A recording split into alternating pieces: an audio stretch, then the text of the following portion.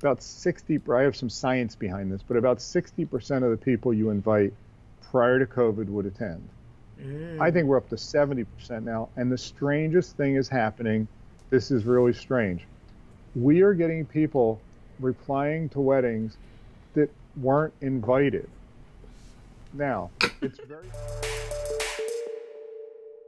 Hey, Destis and Bride friends. I am only interrupting you for a really quick moment to let you know that this is part 2 of a 3-part interview with Desti Pro Jack Benoff of Vacationeeze. So if you haven't seen part 1, it's really not mandatory for you to do it. You know, usually I'll be like, stop what you're doing, go watch it. In this case, you really can enjoy this episode and get a lot out of it and then go back to the first episode whenever you feel like it. But I had to let you know because it's clearly going to be a continuation of a conversation. So I hope that you enjoyed. I know that you will. We're talking about all things destination wedding resorts, room blocks, insurance, and guests, and contracts, and all of the things. So it's a good one. Jack, thank you for this interview. It was absolutely amazing. If you have any questions, make sure that you drop them in the comments below. There will be a live Q&A Desti Hour call soon with Jack, so I want to make sure that you do not miss out. So if you are watching or listening to this and that time has already passed, the replay is waiting for you in the Desti Lovers Community Archive. But part 1 is great, part 2 is going to be even better, and then part 3 is awesome. It's a great ending. So it's all awesome. I said it already in part 1, but I just wanted to make sure that I chopped each piece up for you to really be able to focus and get the most out of the interview. So I'm going to stop talking. I want you to enjoy this interview with Desti Pro Jack Benoff of Vacationeeze, and I will see you soon. And until then, as usual, I am wishing you all the best week of your life and reminding you to have the time of your life, planning the best days of your life. Bye, guys. Okay, that makes sense, especially now with COVID. And yeah, as far as there's a huge trend of the accepted RSVPs right now, where couples will send that obligatory invitation, not expecting people to say yes, but COVID has everyone with cabin fever, and they've been able to save some money and do all of the things that, for a good amount of people, and, for the lucky people. So they're saying yes to these weddings. Like, yeah, I'm coming. Yeah. I'd love to come. And I'll tell you, we would typically say, and I did a video on this, that about 60, I have some science behind this, but about 60% of the people you invite prior to COVID would attend. I think we're up to 70% now. And the strangest thing is happening. This is really strange. We are getting people replying to weddings that weren't invited.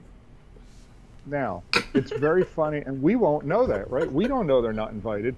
But within the past month, I have 3 brides who have looked at the rooming list and said to me, who are these people? I'm like, I don't know. They're your guests. I mean, how do you not know your guests? They're like, so like an auntie sent it to someone else, like an aunt sent it, like here's the link, so you're invited. Oh my God. Right. So we had a bride. This is the greatest. We have a bride right now that booked certain types of rooms for her and her family. And we always tell our brides, you and your family should be the first ones to book, please. Yes. But they never do. They always wait, right? I don't know why. So those rooms got booked. Now, she didn't tell us, reserve them for me and my family. She just said, well, those rooms I think we're going to take. So what happened was, we booked the rooms up. The bride gets a copy of the rooming list from us on a periodic basis, but didn't really pay attention to it. Now she's ready to book a room. She clicks on, on the website, sends in for her room. I have to call her and tell her, we don't have that room available for you. I mean, you've seen the rooming list for the past month. She goes, well, which one of my friends booked it? I'm like, hold on, I'll send you the rooming list. We get on a call. She goes, I don't know who that is. Jack, you screwed up. I mean, that's probably someone from one of your other weddings. And now I'm in panic, Oh my God, how did I mess up like this? But I get the booking form. It's the right form from the right site. She said, I don't know who this is. She said, Jack, you have to call them and find out who that person is. I'm like, hold on a minute. It's your guest. Okay, let me get back to you. So she then calls me back. She says, oh, you have to call them and tell them they can't have this room. I'm like, they're booked. They're paid for. I mean, they've paid their deposit. I can't displace someone. They've signed and agreed. So she says, okay, let me call. Let me find out who this is. Who is this person? This is the greatest.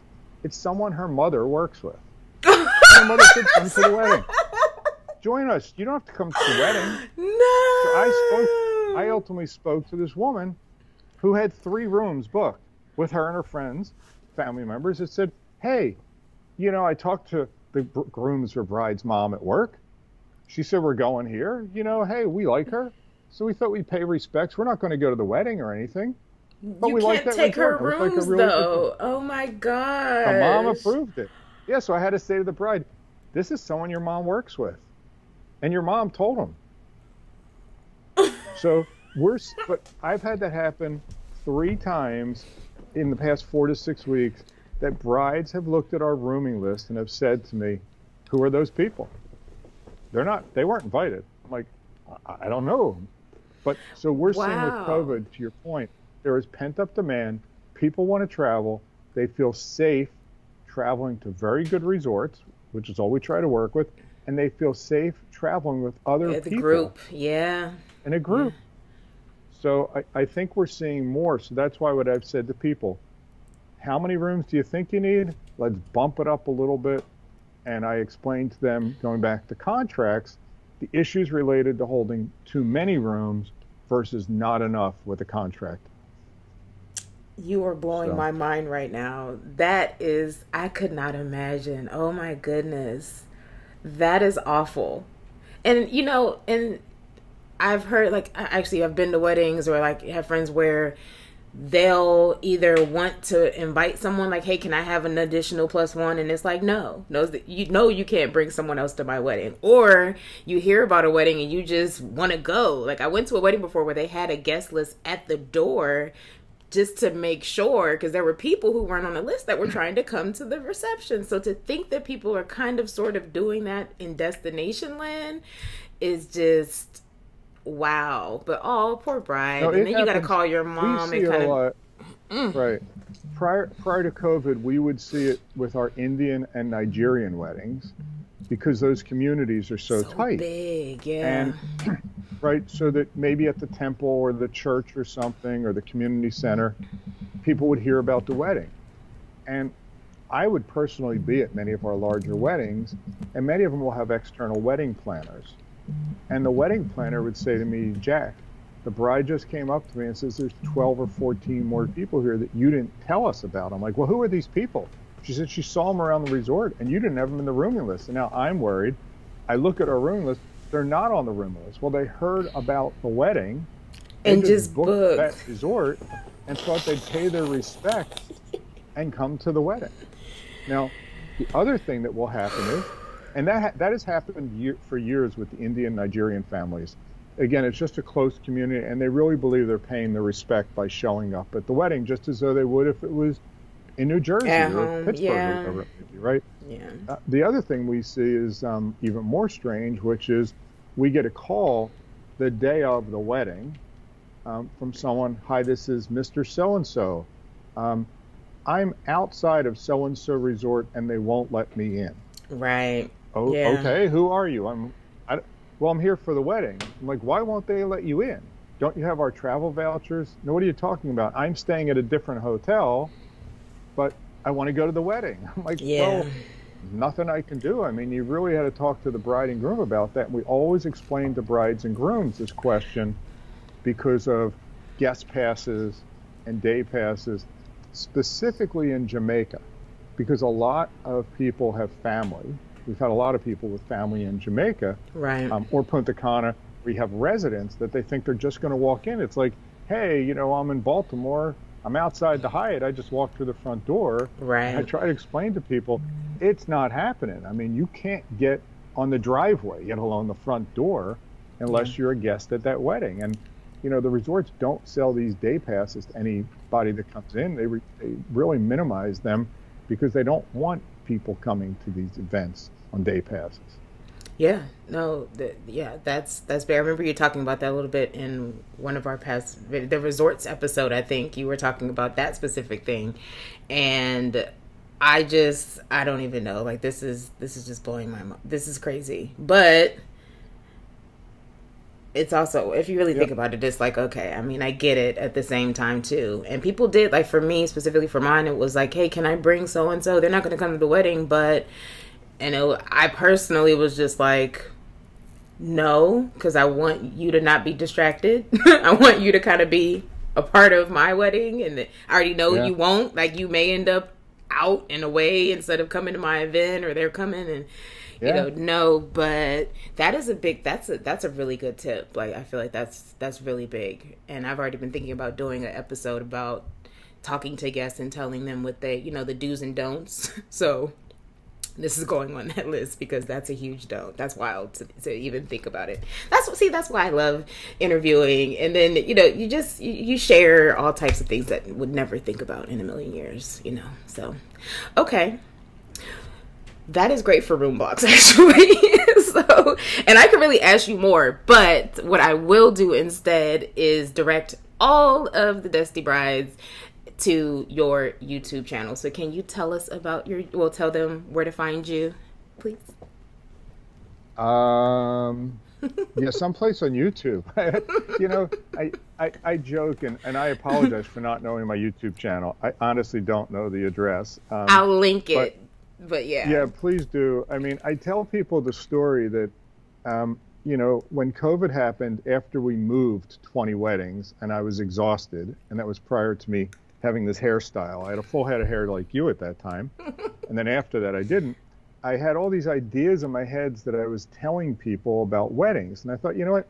Let me record some YouTube videos, and then I can send those links to our clients or anybody I'm working with that just has questions. It really doesn't want to listen to me, but they can listen to me on their own. Yes. And then I got so addicted to all these ideas I had in my head that I thought, okay, I'll do another one. And then next thing you know, I have 1,000 views and someone's calling me from like wherever asking me questions. It was never meant to generate business. It was meant as an educational customer service tool so that my goal was, and I don't know how to say this politely, there are more people doing destination weddings, travel professionals, let's say, air quotes, doing destination weddings that shouldn't, that do a bad job. Right? There's a good core group of maybe 100 to some couple hundred people, travel professionals that do a great job, amazing job. But there's a lot of people that may book a trip to Disney and then brides go to them and say, hey, can you do my destination wedding? It's like, yeah, I booked a trip to Disney or on a Carnival cruise. Right. I can do your destination wedding. And so the goal was to just get good information out there, because what I kept hearing from people was, I really couldn't find consistent, good, unbiased information about destination wedding planning other than, you provide it. But other than that, it was you. I mean, there's some videos out there. There's site reviews, but no one was talking about contract terms or are perks really perks. So I never thought a year and some months later I'd be doing a video every month, every week. But every week I do one, and sometimes twice a week. But I apologize. I don't know the web address. YouTube. I will absolutely link to it. But if you guys search also Vacationeeze, you'll find you. And even putting in Jack Benoff will do it. But I'll go ahead and I'll drop it all in the description, and also probably put it up right up in this area somewhere too. So yeah, of course. It's awesome. Yeah, and I'm really glad that you started it too. You're doing a great job, and I love sending, like, hey, I actually know who you can go to for that. Like, I know where, it's another video. You can just go ahead on there. So, so good. So yay. All right. Well. Yeah. So I just want to go back to your room contract, right? Mm-hmm. So I think that the important thing is people have to understand is when you do a room contract, because I've heard from people that have worked with other travel professionals, and they don't know about some of this stuff until the last minute, and then they get upset. So I always like to be this upfront with people is there's going to be a deposit required from you, right? So that be prepared. If you're doing a room block, you're going to have to put some money up. Know how much is that money? It's usually $100 per room. So if you're going to hold 30 or 40 rooms, you're going to owe the resort, not me, you're not owing me, it's not Jack or Vacationeeze or whatever our competitors' names are. It's not in our name, it's the resort. You're going to owe them or the tour operator, whoever we book through, $4,000, let's say. And that's important to know up front, because I have recently had someone I was working with, and I know I communicate this to them. I always explain to people, you're going to have a contract with the resort for your destination wedding events, and that's going to be between $200 to $1,000 up front to them, and the rooms are going to be typically $100. Because people are like, well, can I do it in a month from now? It's like, no, it's a contract. There's a date, a definitive date. They want that contract back. Yeah. But you touched on something before, and I always tell people this. Yes, think of it as a placeholder. There's a point in time where you can get that money back. So you have multiple options. You can get it back on your credit card that you used. You can apply it for your deposit. You can apply it for your final payment. You can use it to pay for your mom's room, your auntie, your sister. It doesn't matter. Yeah. What some resorts now are doing is saying you can even transfer it to the wedding department to pay for your wedding extras. Ooh. So you're not losing that money. But here's the thing. The resorts have in the contract, and I think this is really important, there is something called an attrition date or a reduction date. You should highlight that and make sure every bride puts that in their calendar. That is the date in which you have to give back the open rooms, or you will be penalized, and the penalties will be spelled out right in that clause. So don't act surprised. But the other thing, and I tell people this, me, my wife, our family, we are PIAs, right? When it comes to that reduction date, we are going to be all over you going, hey, Omi, you know, you have 50 rooms in your contract, you have 20 booked, tomorrow, you know, next week, 2 weeks, a month from now is your date. You know, what are we doing? Are we giving these rooms back? We're going to be all over our clients. We do not want you penalized. Yeah. And it's important that everybody understands up front that one of the benefits of a room block and a detriment of a room block is if you don't use those rooms, if you hold 40 rooms and you legitimately only need 28 of them, we give them back. Yeah. So that's fine. The detriment is if you don't listen to us and you say, well, my cousin said he's getting his money, he's going to come tomorrow, and we've heard that for a month, and he's told us, and we're telling you, forget your cousin. Now, here's the thing. When we give back all the rooms by contract, if your cousin calls us in 3 weeks and says, hey, I got my money, we can request the resort add a room back if they still have it. And 99% of the time, if they have it, they will put it at the original group rate, and it'll roll up to your perks as well. Okay. But Yeah. I think it's really important people understand what they're getting into when they sign the contracts. And these contracts that we typically see are between 6 to 15 pages, and they outline your expectations of what's going to happen, what dates, and what the resorts are going to deliver. It lists the perks, the fine print on the perks, so everything is in there. So that's really important, I think, that when people get their contracts, just review them. And we always try to review them with people. I'll look at it over the weekend. Okay. I mean, I like going over, but very few people want to spend the time on the phone or Zoom or something going over a resort contract. Yeah. Okay. That's good. I feel like a couple of things. The advice I've given when it's the, hey, my cousin, you know, is gonna do this. If we're already at that date and that timing and they don't have the $100 to put down on the room, then you don't have it either. Like, that's just, yeah, we're not gonna hold for that. That's just, you may end up somehow they have a windfall or something, but I need you to have that $100 personally. Like, and I know you say that, right, as the bride. Right. But what we hear is they get the guilt from their mother, their auntie, your cousin, or your friend, or somebody. He's really coming. Yeah. He's just having. Then you can put it down for them. But you know how I go. I'm a bit harder, but it's like, you're a bride. But what we see happen is the bride just says, "I'll pay, and they'll reimburse me." And I can tell you from experience. Let's say a majority of the time the brides do that. We have the same problem at final payment, right? Yep. Because now final payment comes, 2 weeks before we publish the final payment date. It's in the contract. It's on the website. It's everywhere. And we find that the same people had problem making a deposit, have the same issues of final payment. But at that point, the problem is at that point, if that person doesn't pay by the final payment date, we've given back the rooms, you're in penalty, the contract signer. And we try to sometimes explain that to the guests, saying, hey, look, you know, if you don't get this by this time, then Mary Beth is going to be paying for your room, whether you show or not. And I don't think I don't want to tell Mary Beth that because her sister's best friend, who's in the wedding party, didn't pay her room on time and now can't go. She's got to pay for her room, penalty on it. So I think those are all outlined in the contract. I think it's very important that every bride, every groom, every family understands those obligations. And that's what we're here for, to explain it prior to you signing and to pester you during it so we don't get our groups in penalty. What are your thoughts on, so another thing, I always say lie about your dates. So if the date, I always say, tell your guests that it's actually due 30 days or 15 to 30, somewhere before that. That's...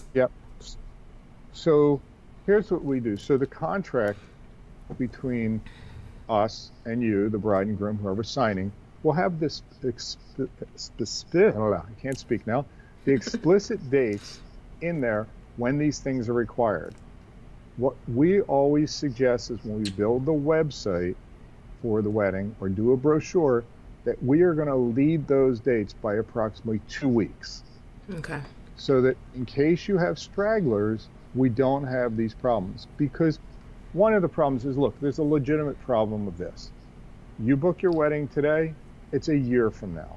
You give us your credit card today, what are the odds that your credit card hasn't been defrauded or something? You know, or you've lost your card between now and then. So we automatically go to charge that card because you say, well, just use the card I gave you for my final payment, which is what the automatic functionality does. And then it dings. And not because you don't have the funds, because you forgot to tell us 3 months ago that you had to get a new card. Right. So we always, to your point, it's not that you as the bride have to do it. It's something that we do. And periodically a bride will say to me, hey, why does my website say this date, but in our contract it says this date? Right, because I'm helping you out. I'm protecting you, right? I'm really protecting you as the bride. But, Okay. Yeah. So good. So it sounds like I'm giving good advice too. So good. Yeah. All right. That's very good. Great. Okay. This is so good, and this is definitely. I feel like I can do some good things with this. So thank you as usual. Thank you very much for all of the things. Now, I originally was asking about news, and not too much has changed since your July update video, you've told me, which I will link to as well. But I still just have questions in general. So can we do like a little quick Q&A to kind of just dig in? I plan, like I said, is I'm going to try to do an update next week if I see anything come up. Okay. But yeah, sure. Yeah, and whenever you do, I'll link to that as well. There should be an August update. Yeah. Okay. Cool. So